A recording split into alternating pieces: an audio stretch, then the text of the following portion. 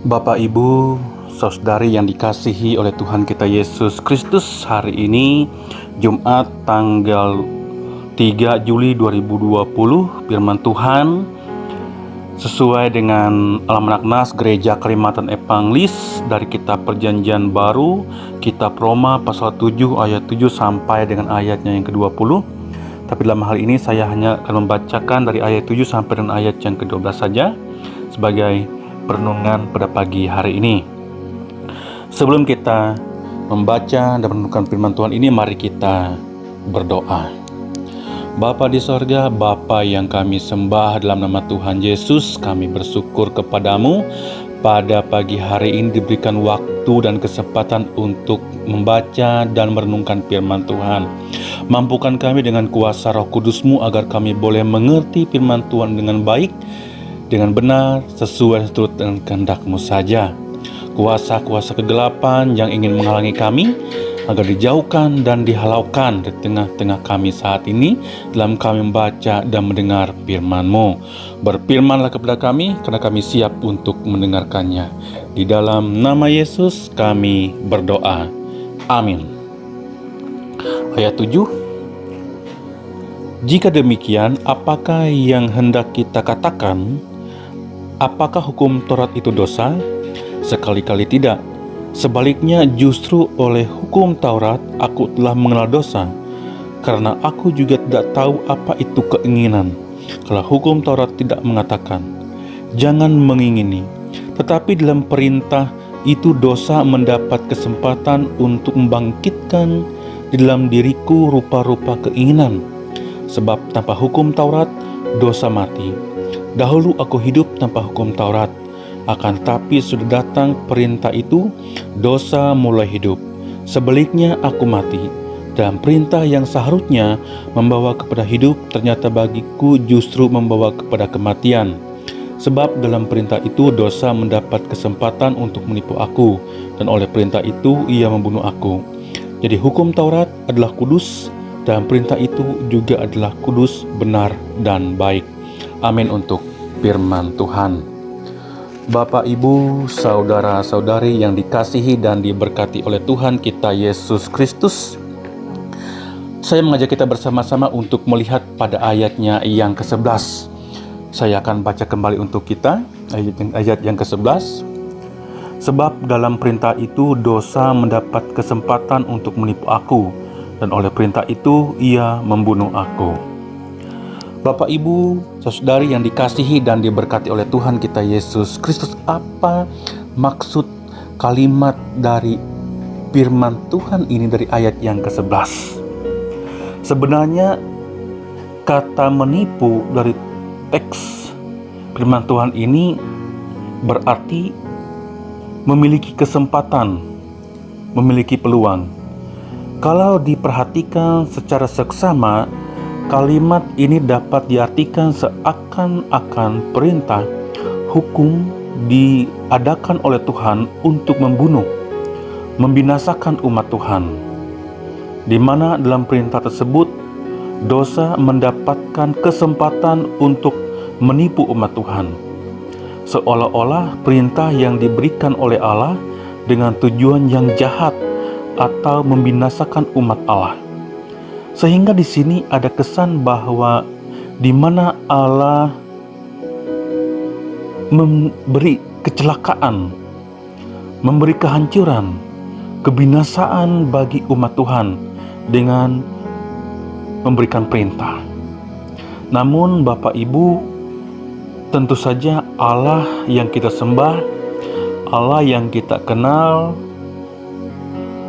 Allah yang benar, tidak memiliki sifat atau karakter yang demikian.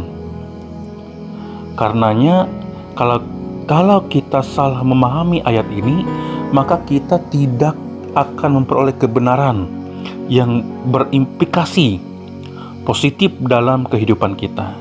Karena itu harus memahami bagian ayat ini secara benar. Bapak, Ibu yang dikasihi oleh Tuhan kita Yesus Kristus, satu hal yang tidak terpikirkan oleh kita bahwa ternyata dalam perintah itu dosa mendapatkan kesempatan untuk menipu, untuk mengelabui, dan oleh perintah itu ia dapat membunuh. Di sini, Rasul Paulus yang memberikan pernyataan dalam ayat tersebut mewakili umat pilihan, yaitu umat Israel. Kalimat dalam tulisan Paulus dalam Roma pasal 7 ayat 11 ini, kalau kita melihat dengan jeli maka sangat sulit memahaminya. Karena itu harus memperhatikan kata demi kata dalam ayat ini. Kita akan melihat kata pertama, yaitu kata perintah. Nah, kata perintah di sini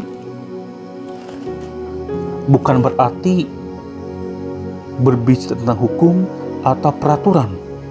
Namun kalau dalam bahasa aslinya mau menunjukkan kepada perintah lebih bersifat sebuah ikatan perjanjian, yakni 10 perintah yang diberikan oleh Allah kepada bangsa Israel di Gunung Sinai, di mana dalam 10 perintah tersebut memuat 10 perintah yang mengatur kehidupan bangsa Israel, membangun dan mewarnai gaya hidup bangsa Israel secara mutlak.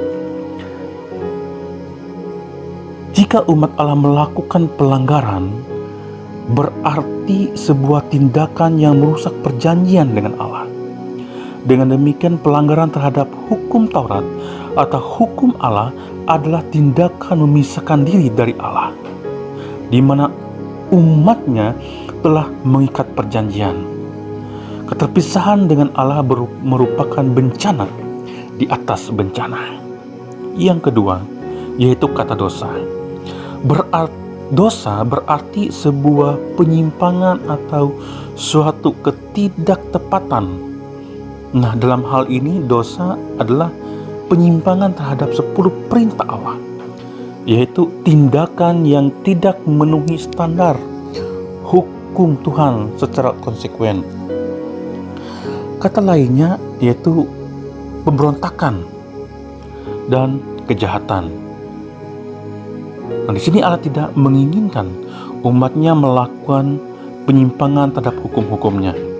Misalnya melanggar 1 dari 10 perintah Tuhan, berarti itu melanggar semuanya. Melanggar tersebut mematahkan atau merusak perjanjian dengan Allah.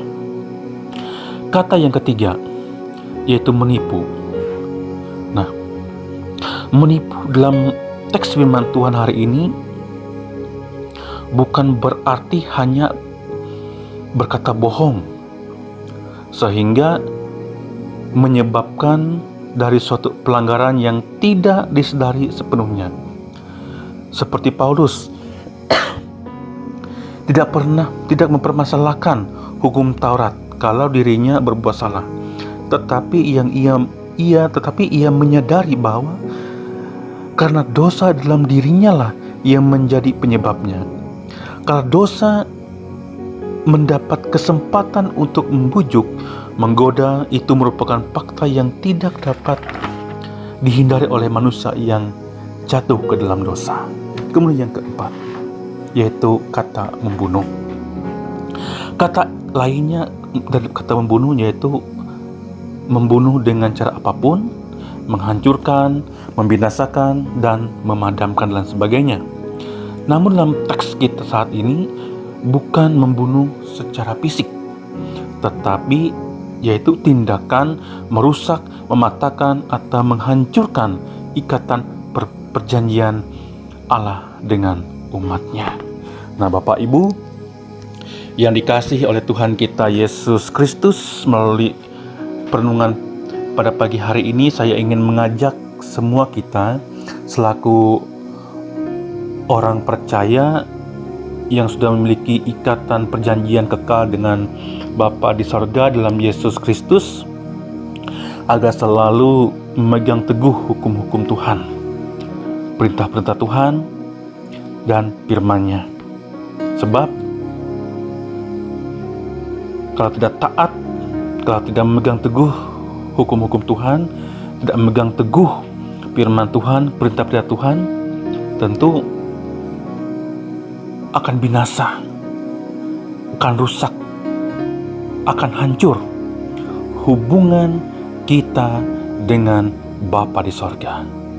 Sehingga pengorbanan Yesus sebagai Tuhan dan Juru Selamat kita secara pribadi akan menjadi sia-sia. Bapak Ibu yang dikasihi dan diberkati oleh Tuhan kita Yesus Kristus, oleh karena itu, sebagai orang percaya yang juga diperhadapkan dengan situasi, kondisi kita sekarang ini dalam menghadapi wabah COVID-19 yang kita masih belum tahu ini akan berakhir kapan, tetapi kita percaya hanya tetap dekat dengan Tuhan, kita bisa ada ketenangan, ada damai sejahtera, karena hanya Yesuslah satu-satunya yang mampu dapat menolong kita. Dia adalah sebagai gembala yang baik bagi kita. Oleh karena itu, tetap percaya, tetap teguh, tetap berdoa, karena pertolongan Tuhan senantiasa selalu terjadi, selalu ada dalam hidup kita. Tuhan Yesus memberkati. Amin.